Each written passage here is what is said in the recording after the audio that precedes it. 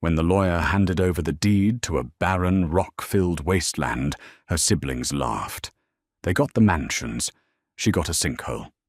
But what they didn't know, what no one knew, was that this worthless dirt held a secret so massive it would rewrite their family history forever. The mahogany-paneled conference room at Caldwell Hughes and Partners smelled of old money lemon polish and barely concealed greed. Josephine Josie Mercer sat at the far end of the sprawling table, her hands folded tightly in her lap. Outside, a bleak November rain lashed against the high-rise windows of downtown Seattle, matching the heavy, suffocating mood in the room. To her left sat her older brother, John. He was impeccably dressed in a bespoke Italian suit, idly checking his Rolex every 3 minutes. To her right was her sister Stephanie, who had spent the last hour aggressively filing her nails, sighing loudly whenever the senior partner Theodore Caldwell cleared his throat. They were here for the reading of the last will and testament of Harrison Mercer. Harrison had been a titan of industry. In the late 1980s, he had famously outmaneuvered several major private equity firms to secure a near monopoly on regional freight logistics, amassing a fortune that the Wall Street Journal conservatively estimated at over $300 million. But to Josie, he hadn't been a ruthless CEO. He had been the man who taught her how to fish in the Puget Sound, the man who let her ride on his shoulders through the apple orchards, and in his final grueling years battling pulmonary fibrosis, the man she had entirely rearranged her life to care for. While John was expanding his own venture capital firm in New York, and Stephanie was wintering in Gstaad, Josie had moved back into the gloomy Mercer estate. She was the one who managed his oxygen tanks, organized his medications, and held his frail, trembling hand when the coughing fits racked his frail body at 3 in the morning. She didn't do it for the inheritance. She did it because she loved him. But as Theodore Caldwell adjusted his reading glasses, the reality of the Mercer family dynamic was about to be laid bare in black and white. "We will now proceed with the distribution of the primary assets," Theodore announced, his voice raspy and strictly professional.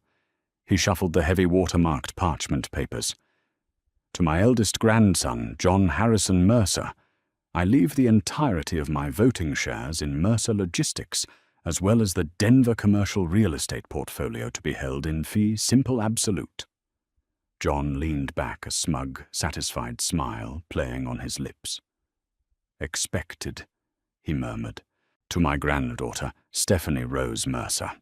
Theodore continued, "I leave the coastal properties located in Malibu and Carmel by the Sea, alongside the liquid assets currently held in the Cayman Offshore Trust."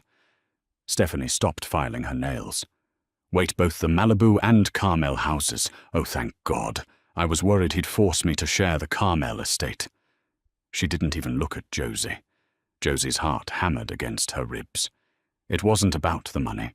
She lived a comfortable, modest life as a freelance historical archivist. But the blatant division of the grandest, most valuable pieces of their grandfather's legacy to the siblings who hadn't visited him in 3 years felt like a physical blow. Still, there was a lot of the estate left. The family home, the various investment portfolios, the timberlands. "And finally," Theodore said, pausing slightly. He looked up, shooting a brief, unreadable glance at Josie. "To my youngest granddaughter, Josephine Lily Mercer." Josie held her breath. "Just give me the cabin, Grandpa. Just the little cabin on the lake where we used to fish. I leave the deed, subsurface rights, and all associated liabilities of Tract 42, locally known as the Devil's Basin, located in Oak Haven County, Montana." Silence blanketed the room. Then John burst out laughing. "Tract 42, John choked out, wiping a tear from his eye. "Are you serious, Ted?" He gave her the sinkhole. "I am merely reading the document, John," Theodore said sharply. Stephanie giggled, covering her mouth. "Oh, Joe, I am so sorry. Didn't the EPA survey that land a few years ago and declare it an unbuildable hazard? It's just 60 acres of jagged rocks and dead brush. Josie felt the blood drain from her face.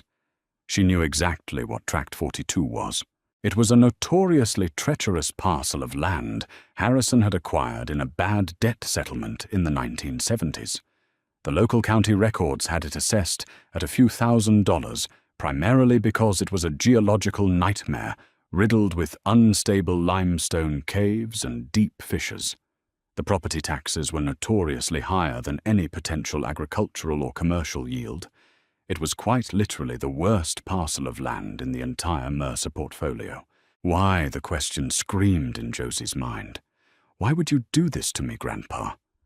Was I just the hired help to you in the end? Is there anything else? Theodore, Josie asked, her voice betraying a slight tremor. A trust, the lake house. Theodore looked down at the documents with a genuine look of pity. I'm sorry, Josephine. The lake house was liquidated to cover the estate taxes on John and Stephanie's inheritances per your grandfather's instructions. Tract 42 is your sole inheritance. John stood up, buttoning his suit jacket. Well, look on the bright side, Josie. You always did love hiking and getting your hands dirty. Now you have 60 acres of premium dirt to play in. Let me know if you need a loan for the property taxes. As her siblings exited the room, already making dinner reservations at a Michelin-starred restaurant to celebrate, Josie sat frozen. The sting of rejection was a heavy, suffocating weight on her chest. Josephine, Theodore said softly, breaking the silence once the heavy oak door clicked shut. She looked up, her vision blurred with unshed tears. Theodore reached into the inner pocket of his suit jacket and pulled out a sealed yellowed envelope. The wax seal on the back bore the familiar M crest of her grandfather's signet ring. Your grandfather gave me very strict instructions. I was to read the will exactly as written, allow your siblings to leave, and then hand this to you. Theodore slid the envelope across the polished mahogany. He made me swear on my career that neither John nor Stephanie would ever know this letter exists. Josie picked up the envelope. Her name was written on the front in Harrison's shaky, late-stage handwriting.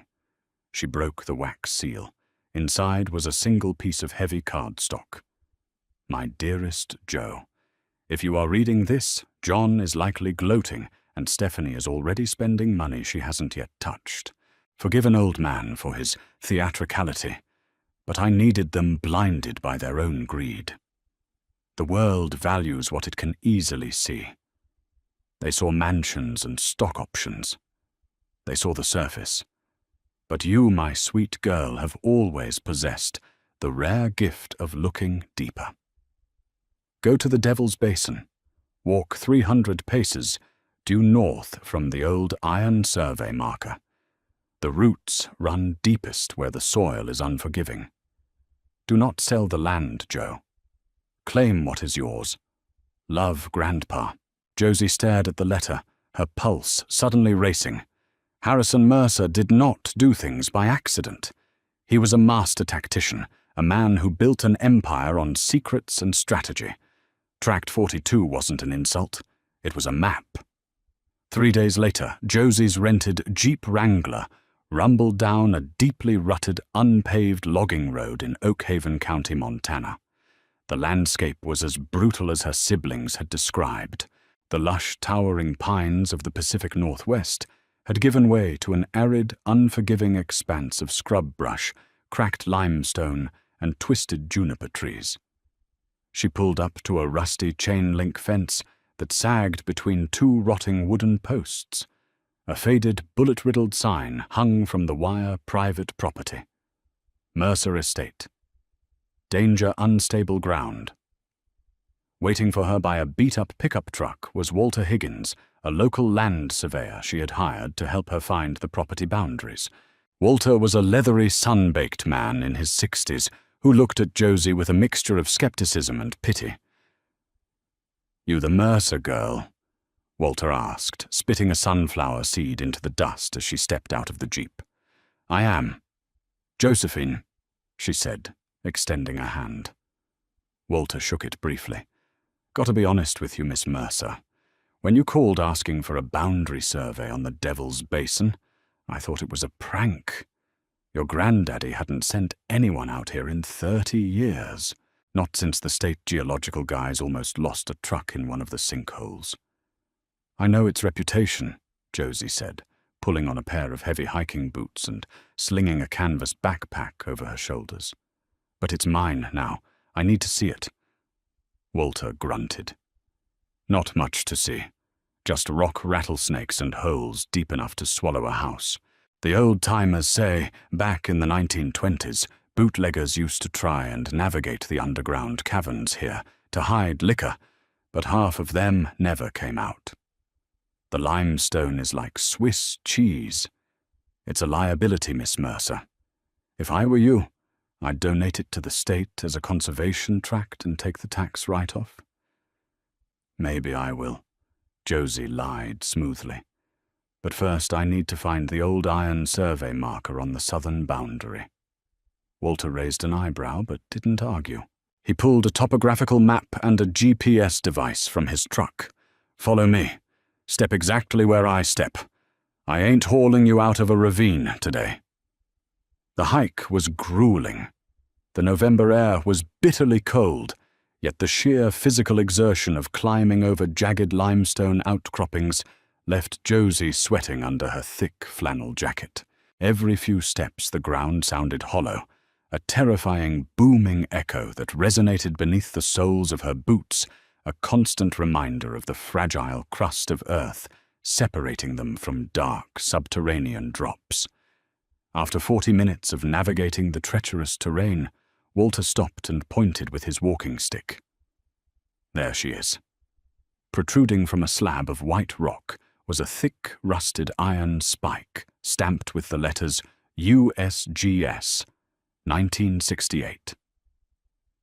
Thanks, Walter, Josie said, checking her compass. I need to take a look around on my own for a bit. I'll meet you back at the trucks in an hour. Walter looked uneasy. You sure about that? A-storms blowing over the ridge. Skies getting that ugly bruised color. Josie looked up. Dark, violent clouds were indeed rolling rapidly over the jagged peaks of the distant mountains, carrying the distinct smell of ozone and rain. I'll be quick, I promise. Reluctantly, Walter nodded and began his descent back toward the road. Once he was out of sight, Josie pulled her grandfather's letter from her pocket, verifying the instructions. Walk 300 paces due north from the old iron survey marker. She aligned her compass. North pointed directly toward a steep, intimidating ridge of broken rock that looked like a shattered spine. Taking a deep breath, she began to count. 1, 2, 3. The wind began to howl violently, whipping her hair across her face. The temperature plummeted. 150, 151. The first drops of rain fell heavy, icy, and sharp as glass. Within seconds, the sky opened up into a torrential downpour, turning the dry, dusty limestone into a slick, treacherous ice rink. 280. Josie was shivering violently now, her boots slipping on the wet rocks. Visibility dropped to less than 20 feet. She needed to find cover, but she was so close. 298. 299. 300. She stopped. She was standing in the middle of a shallow, bowl-shaped depression surrounded by high boulders. There was nothing here. No chest, no hidden cabin, no X marking the spot. Just dead wet dirt and sharp rocks. "Grandpa," she whispered at the rain washing away the tears of frustration welling in her eyes. "What did you want me to see?" Suddenly, a deafening crack of thunder shook the very ground beneath her.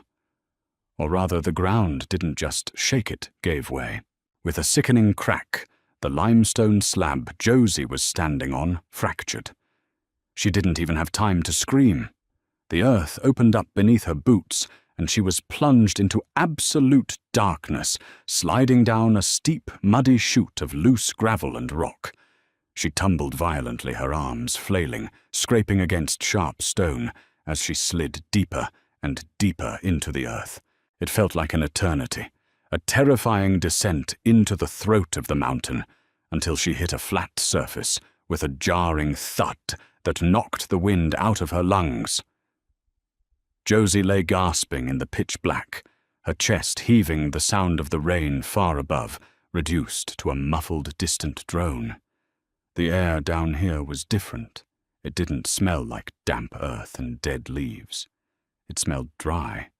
It smelled like oil and old metal. Trembling, she patted her pockets, a wave of immense relief washing over her when she felt the hard plastic of her smartphone. Miraculously, the screen wasn't shattered. She turned on the flashlight app. The harsh white beam cut through the absolute darkness, illuminating the space around her. She expected to see the rough natural walls of a limestone cave. She expected stalactites and dirt. Instead, her breath hitched in her throat. The beam of light reflected off perfectly smooth, reinforced concrete walls. Thick industrial wooden beams braced the ceiling, and running along the upper corner of the wall was a thick bundle of insulated electrical cables. Josie scrambled to her feet, ignoring the painful throbbing in her knee. She slowly swept the light across the cavern. This wasn't a natural sinkhole. It was a man-made subterranean bunker. She followed the tunnel. It sloped gently downward, the floor leveled and packed down. The space widened, opening into a massive underground chamber. And there, at the far end of the chamber, built directly into the solid rock face, was a door. It wasn't a wooden mine door. It was a massive circular steel vault door, the kind you would find in a high-security federal bank, adorned with heavy steel locking bolts and a polished brass wheel. Embossed on the steel was the faded logo of the Mosler Safe Company. Josie walked toward it, as if in a trance, her footsteps echoing in the cavernous space. Why was there a bank vault buried 50 feet beneath a worthless stretch of Montana scrubland? She reached out her fingers, trembling, as they brushed the cold steel of the vault. That was when she saw it. Right beside the antique brass wheel, completely contrasting with the decades-old steel of the door, was a sleek, modern digital keypad, and a small red LED light on the keypad was steadily, quietly blinking. There was power down here.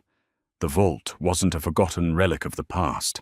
It was active, and whatever Harrison Mercer had locked inside was waiting specifically for her.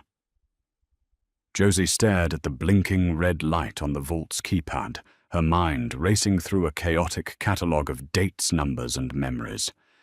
A 6-digit code stood between her and whatever her grandfather had buried beneath the desolate Montana earth. Above her, the freezing rain poured through the fractured limestone ceiling, pooling in the mud at her feet. She had to think. Harrison Mercer didn't trust digital security. He trusted history. He trusted the tangible. She remembered the heavy gold pocket watch he always kept on his desk, a rare antique famously gifted to him by the reclusive aviation tycoon Howard Hughes, after Harrison secured a vital supply chain contract in the 1960s. Harrison used to let her hold it when she was a little girl. The secret to Power Joe, he had told her, coughing through his oxygen mask during his final weeks, is knowing the exact time to strike. The serial number engraved on the back of the Hughes watch. She had memorized it as a child. Trembling, her mud-caked fingers reached for the keypad. She punched in the numbers, 471968. The small LED light turned from crimson to a brilliant emerald green. Deep within the steel door, a series of heavy mechanical tumblers slammed into place with a sound like a thunderclap. The massive brass wheel groaned, turning on its own before the heavy Mosler vault door swung outward on perfectly oiled hinges, releasing a rush of dry, climate-controlled air. Josie stepped over the threshold, her jaw dropping. It was not a dusty cavern. It was a state-of-the-art subterranean command center. Rows of sleek, humming servers lined the reinforced concrete walls, their blue indicator lights casting an ethereal glow over the room. In the center sat a massive, antique mahogany desk, an exact replica of the one in Theodore Caldwell's Seattle law firm. On the desk lay a single, leather-bound ledger, an assortment of legal files, and a heavy fireproof lockbox. She approached the desk, her heart hammering against her ribs. She opened the ledger. The first page was a handwritten note in her grandfather's unmistakable scrawl. "My dearest Joe, if you are standing here, it means you possessed the grit to look past the ugly surface. Welcome to the true Mercer Empire." Josie pulled up the leather executive chair and began to read. For 2 hours she sat in the humming silence of the vault, the magnitude of her grandfather's genius slowly washing over her. Harrison hadn't been a fool in his final years. He had been the ultimate architect. The documents proved that Tract 42, the Devil's Basin, was far from a worthless sinkhole. Tucked beneath the dense legal jargon was a highly classified geological survey commissioned in secret by Rio Tinto, one of the world's largest private mining corporations. The survey confirmed that the treacherous limestone network was actually the capstone for the most concentrated high-grade deposit of neodymium and scandium in North America. These rare earth elements were the absolute lifeblood of modern technology, essential for everything from electric vehicle batteries to advanced aerospace defense systems. The land she had inherited wasn't worth a few $1,000s. It was sitting on a conservative estimate of $4 billion in unmined minerals. But the true twist, the poetic justice that made Josie gasp in the silent room, was found in the legal files. Harrison had anticipated his other grandchildren's greed. He knew his eldest grandson would demand the logistics company, and Stephanie would demand the real estate and offshore cash. He gave them exactly what they wanted, but with a fatal invisible catch. 20 years ago, Harrison had quietly transferred the absolute ownership of the land beneath every single warehouse, distribution center, and coastal mansion into an anonymous holding company called Basin Trust. The operating companies that her siblings now controlled merely leased the land. And according to the bearer shares locked inside the fireproof box in front of her, Josephine Mercer was the sole, uncontested owner of Basin Trust. Her older brother didn't own an empire.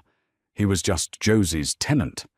And the moment he missed a lease payment, she had the legal right to seize every truck warehouse and asset he thought he commanded.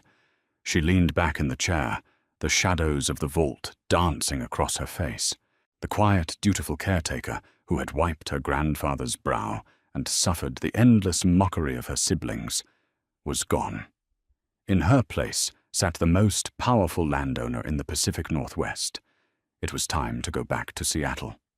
3 weeks later, the atmosphere inside the boardroom of Caldwell Hughes and Partners was utterly toxic. Her older brother paced furiously in front of the floor-to-ceiling windows, screaming into his smartphone. "What do you mean the title is encumbered? I am the CEO. I inherited the commercial real estate, free and clear. Blackstone Group is waiting to close this buyout in 48 hours. And if you tell me we don't own the ground under the Denver hub, I will sue your firm into oblivion." He ended the call, hurling his phone onto the mahogany table. Stephanie sat in the corner, her usual arrogant demeanor replaced by wide-eyed panic.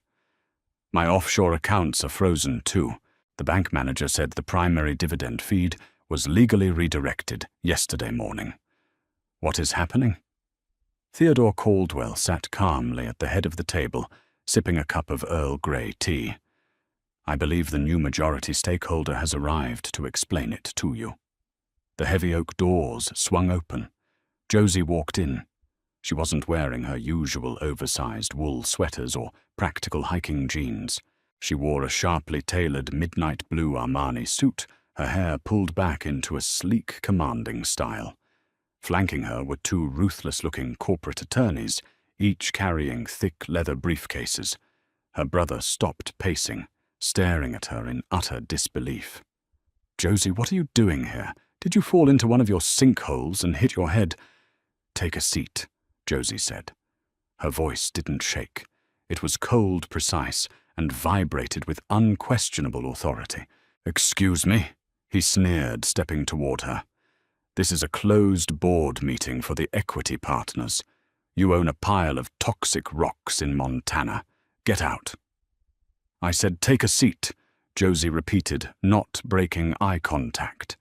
She nodded to her lead attorney, who unclasped his briefcase and slid two massive stacks of legal documents across the table, one toward her brother, one toward Stephanie.